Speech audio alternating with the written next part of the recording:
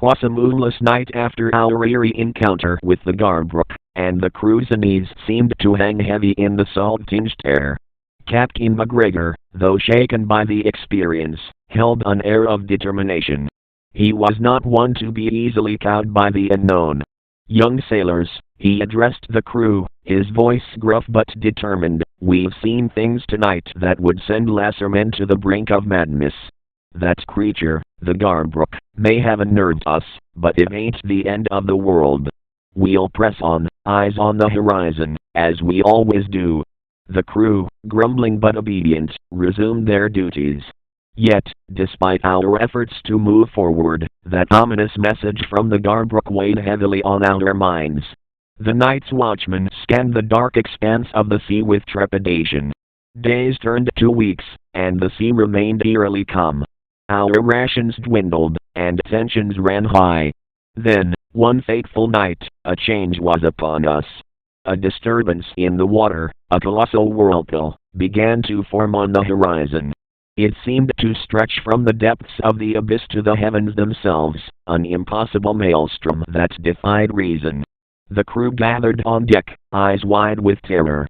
Captain McGregor's voice quavered as he muttered, "By the devil's beard, this can't be." The whirlpool surged closer, growing in size and ferocity. Its deafening roar drowned out the cries of our crew. It was as if the very abyss had come to reclaim its own, just as the Garbrk had warned. We fought with all our might, but it was futile. The ship was drawn inexorably toward the gaping maw of the abyss, and one by one, my shipmates were swallowed by the relentless void. The sea's grip was unforgiving, and I was cast into the abyss, alone and adrift. I cannot tell you what I saw in that dreadful place, nor how I managed to escape it, but here I am, an old sailor, scarred by the memory of that night. The Garbrk's warning, it seems, was not one to be ignored, for the abyss holds horrors beyond our comprehension, and the cost of our curiosity was a heavy one. So, my friends, heed this tale, and be wary of what lies beneath the surface, for the sea is vast, and its depths hold secrets that are better left unexplored.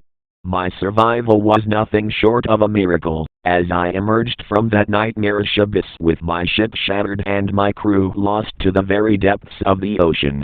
The Garbrk's chilling prophecy had come to pass, and my world had indeed been forever altered. I was adrift for days, or perhaps it was weeks. Time lost all meaning in that desolate expanse. Hunger gnawed at my insides, and thirst was a constant torment.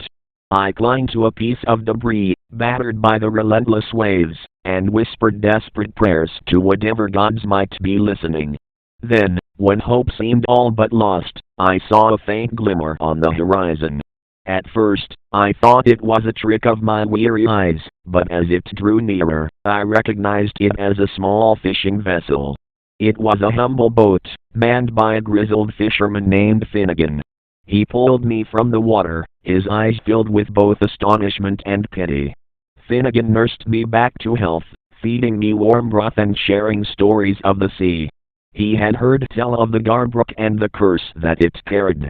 He believed that the only way to escape the abyss's grasp was to heed the warning and live a life of humility and respect for the sea. I found a new purpose in my survival, and I remained with Finnegan, learning the ways of the fisherman. Together, we braved the unpredictable ocean, always showing our reverence to the depths below. It was a simple life, but one filled with respect for the sea and an understanding that there are forces in this world far beyond our control. Now, as an old sailor, I share this tale as a warning to all who dare to challenge the mysteries of the deep. The Garbrk, the abyss, and the relentless forces of the sea are not to be trifled with. I've learned that the price of curiosity can be unimaginable, and the true wisdom lies in acknowledging the limits of our understanding and showing humility in the face of nature's awesome power.